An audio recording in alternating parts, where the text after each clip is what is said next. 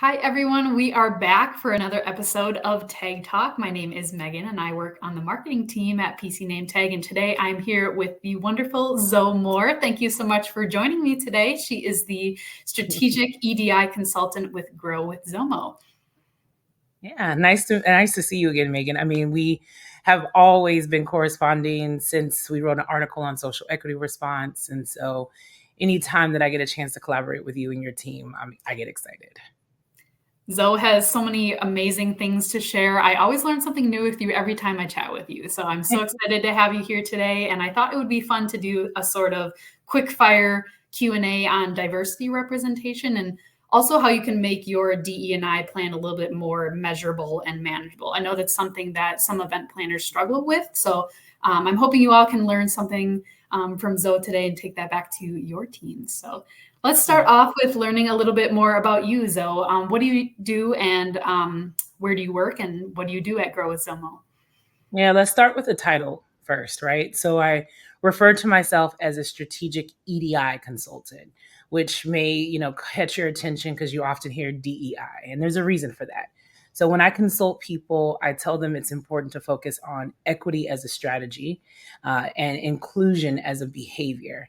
And when you do that, part of the equation becomes diversity as an outcome. So I use this quote: when inclusion is the behavior, equity is a strategy, diversity will be the outcome. So I'm consulting people to focus on equity first, because if you focus on diversity, you'll end up tokenizing people. So as a consultant, specifically within the hospitality, events, and tourism industry, I just learned what event planners need, hotels, associations, venues, and help them have the conversation. And we'll talk about this here shortly, about how to move from being aspirational about DEI, EDI, and inclusion and equity to a space of operationalizing it, which means to make it more strategic and a part of all the decisions that you make. So I'm an entrepreneur. I do event planning sometimes on the side. I jokingly say that I'm a multi-hyphenate, meaning that I have a lot of side hustles, from being an event planner, a consultant, a speaker. I'm primarily an educator, and I also do tours. I live in Atlanta, so I do those tours in downtown Atlanta for the King Historic District. I like to do a lot of things to keep me busy and my brain stimulated. I love that. I know you've worked with a lot of event professionals specifically. Could you tell me a little bit more about how you would work with those specific individuals? Yeah, absolutely. When it comes to event planners, and I do this intentionally, I work within events, whether that is organizing events for different clients or, I will freelance and work registration or help with setup or anything like that. But when I'm talking to event professionals, I'm looking at all the decisions that they have to make, right? From, selecting a venue to selecting speakers, how the content is going to be delivered, how they're selecting their menu items for food and beverage, the layout of their event, the different activations, the businesses they work with and they hire for photography, all different aspects, and ask them questions around, is this process, is your practice, is it inclusive? Meaning, like, when you think about like supplier diversity or the businesses that you work with, are you giving this RFP to all different types of business, from large corporate or entities to small minority-owned businesses? When you're selecting speakers, is it representative of the audience that you're trying to attract, the city that you're in? Are there different generations of speakers, different level of education? And so we go down the list of all the decisions an event planner has to make and ask those questions.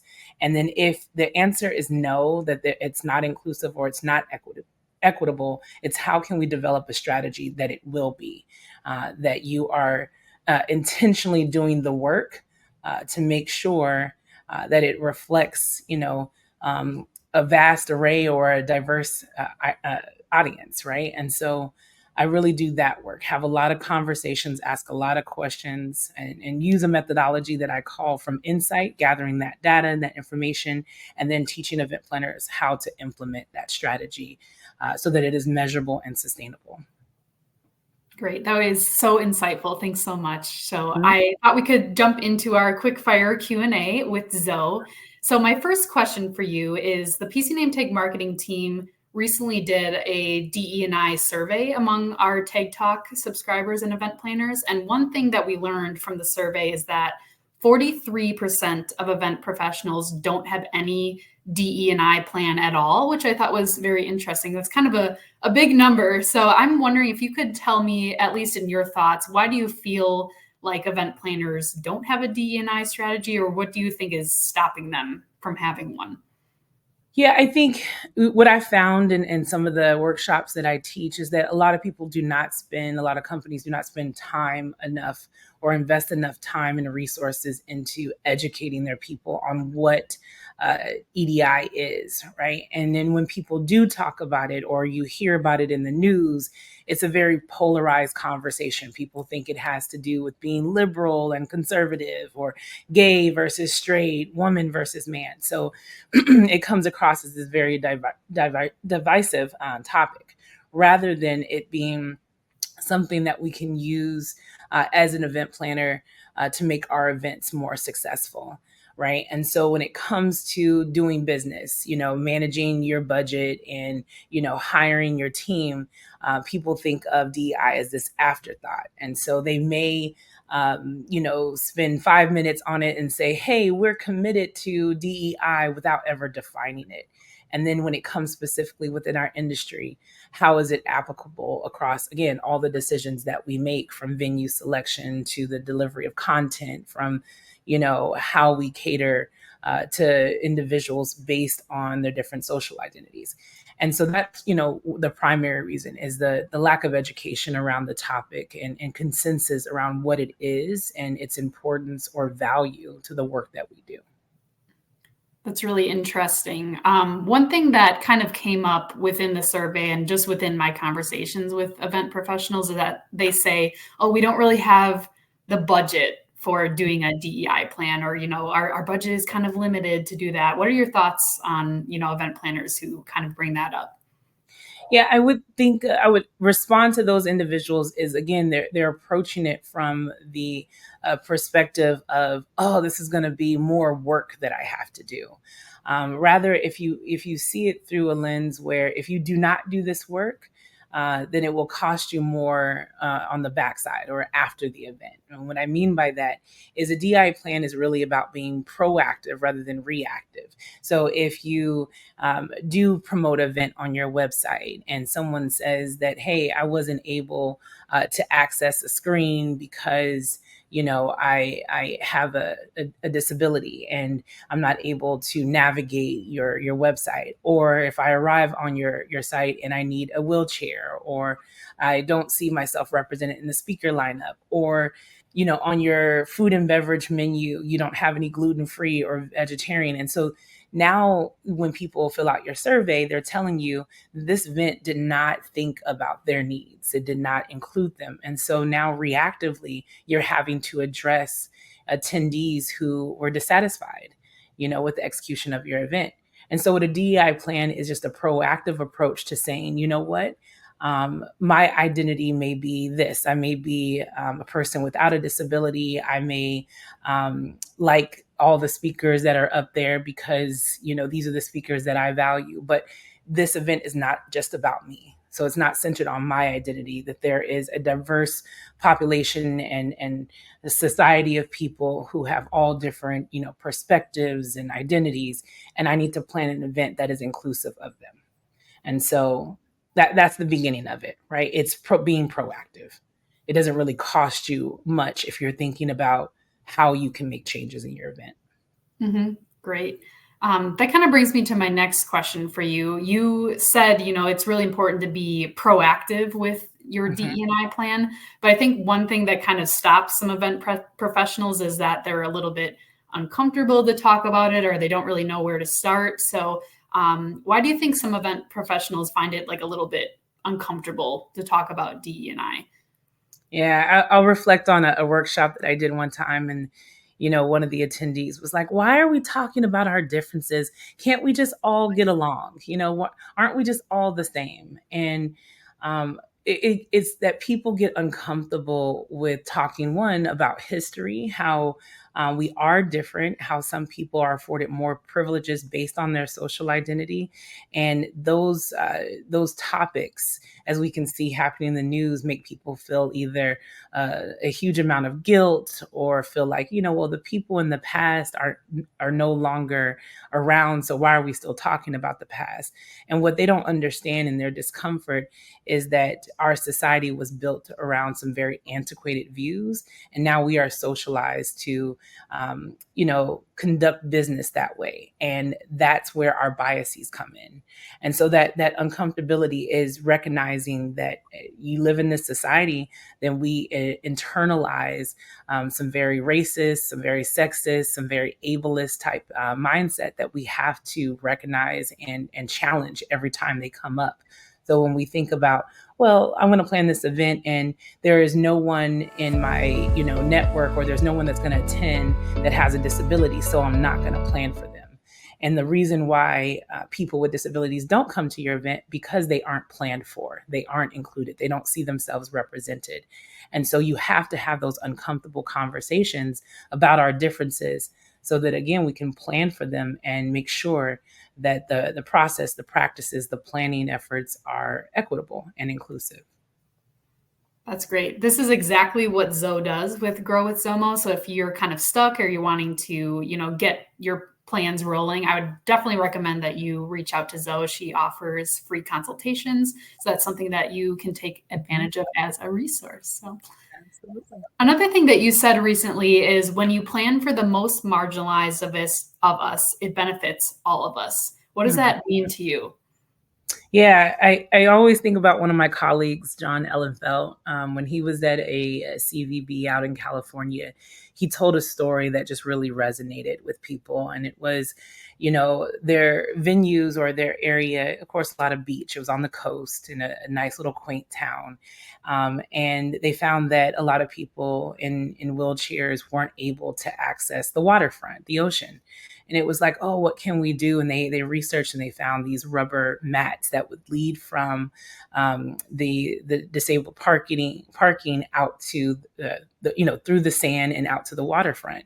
And so it made it accessible and something, something that's beautiful in nature that we take for granted, if that's not a challenge that we have, made it, accessible to those in wheelchairs. But what they found is that rubber mat became something that was used by people with strollers and people who forgot their shoes and didn't want to walk on the hot sand, people pulling coolers and luggage or whatever they were pulling out to the waterfront to enjoy their time at the beach. And so how the saying goes is that when we plan for the most marginalized us, those who have various or diverse social identities, a disability, or are not able to do things in the way that our society is designed or built around, it tends to benefit more people. It's just like the example of curb cuts.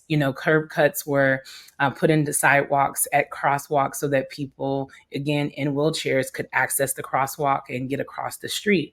And again, you find that it's useful for people with strollers and people with rolling luggage and in different ways. So when we plan for those who do not have the ability to do something, whether that is socioeconomic, physical, cognitive, there are more people who benefit from it. I think DE&I is not something that, is a nice to have. It's something that we have to do. But as you kind of mentioned, just doing some of those things can really impact your entire attendee, satisfaction rates. So right. And I was telling you that story just before about PowerPoint presentations. Something that does not cost anything for people to do is to really look at your PowerPoint presentations. Oftentimes the speaker or the person delivering the content stuffs all kinds of information on one slide, and they're using 10-point font and they're using red and they're using purple.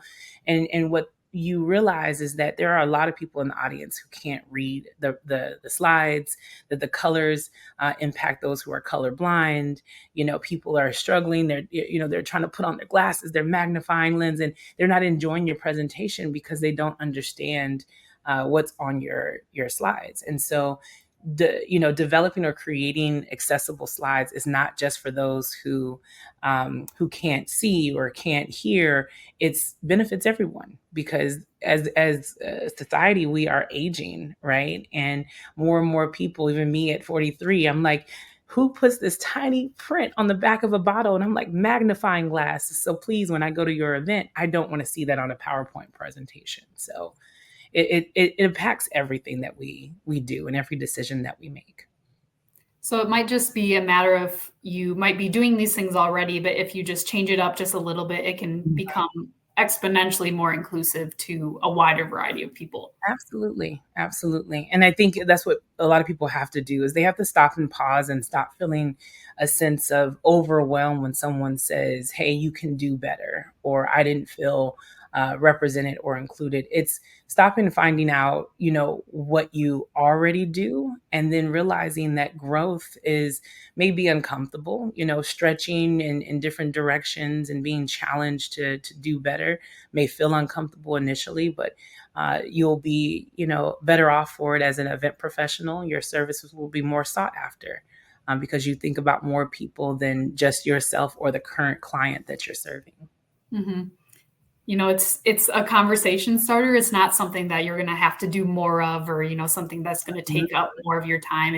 It's good to start that conversation, so then we can learn from it. And it's okay to make mistakes. It's all about learning and growing as you go, and you can always build upon those different things that you learn, and eventually you'll be making a lot more progress. Yeah, absolutely. It's all about incremental growth. I mean, I think about it with any subject. When we're learning math, if you've ever taken, algebra to statistics, you make mistakes in your homework and on test. Approach this subject the same. You are learning something that may not have impacted you, but you realize that there are people who are impacted by the decisions that you make in a negative way, and they too want to enjoy their experience. And no one wants to have an event where there are people who are, have upset stomachs because there's no food for them to eat, or the food wasn't labeled. No one wants to be in spaces that, they can't move around for various reasons, or they can't see a PowerPoint slide, or they can't access the venue. No one wants to be the planner who organizes that event. So these tips, these plans that we're encouraging people to build, is just so that you can do better and be better as a professional. One thing that you really specialize in is operationalizing your DE&I strategy within your team and at your events. And I would love to learn a little bit more about what that means and what that looks like. So could you give me a few examples of how I, as an event planner, can operationalize DE&I? Yeah.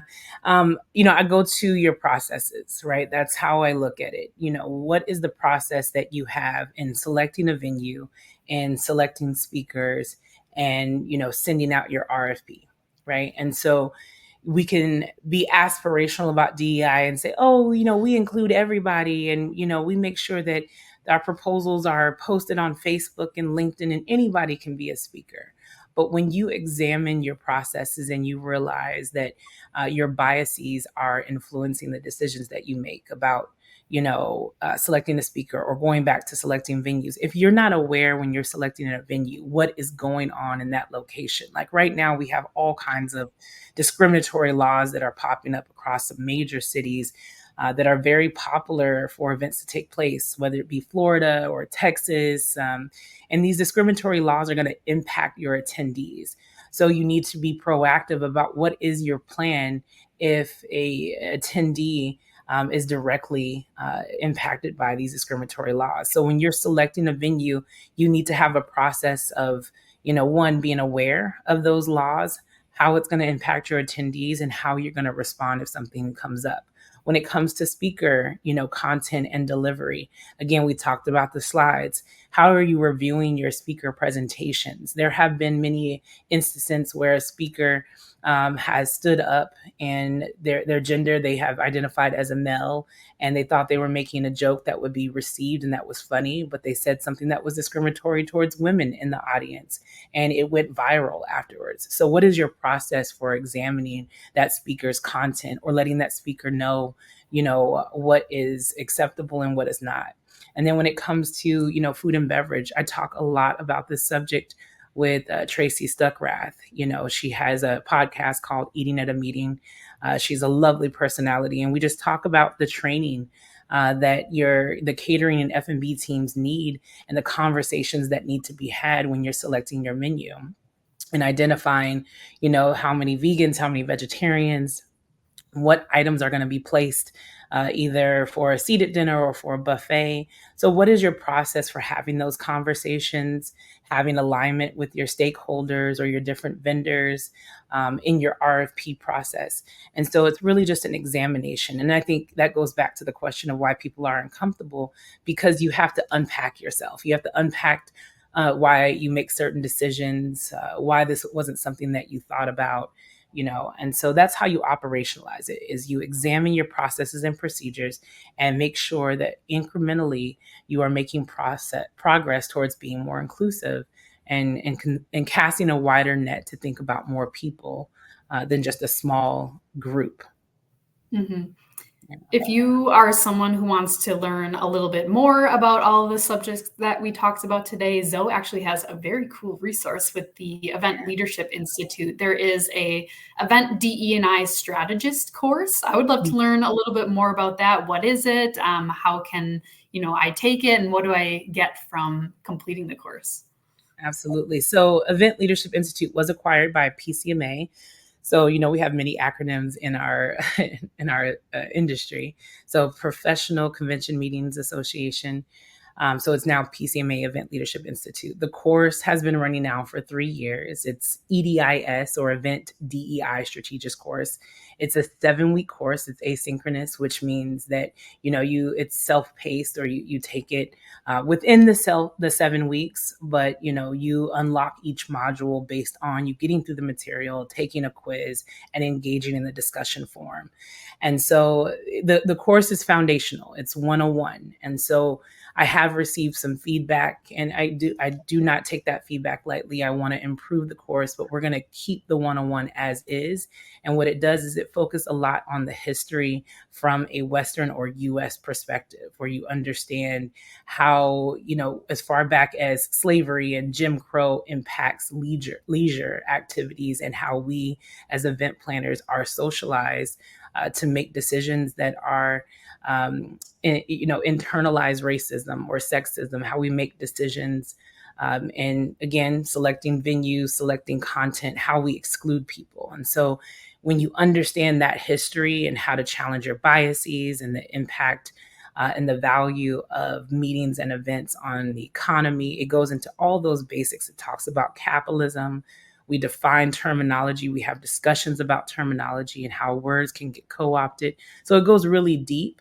It doesn't go heavy into the steps for inclusive event design, but that's intentional, because it's supposed to focus on the understanding and the comprehension that an event planner has about their own biases and how that impacts the decisions that they make.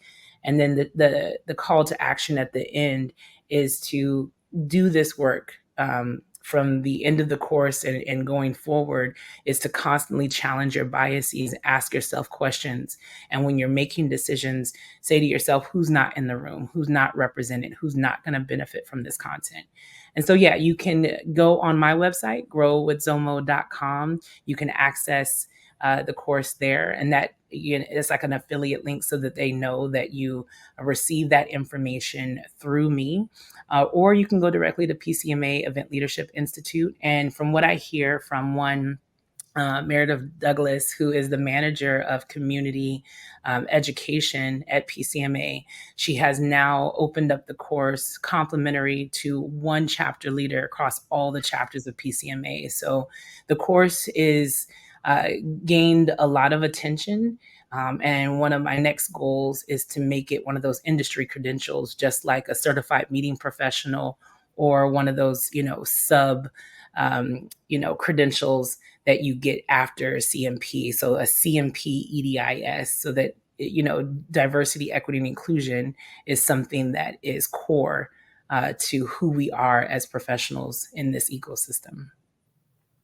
That sounds like such a great resource. And I'm curious if any of you listening or watching have taken the DEI Strategist course. Let us know what you thought of it. And if you haven't taken it yet, I would definitely recommend that you check it out. And if you're not quite there yet, I would say check in with Zoe, connect with her on LinkedIn and, book a meet and greet with her. She would be more than happy to, get to know you and learn more about what you do with your events and give you some tips to get started.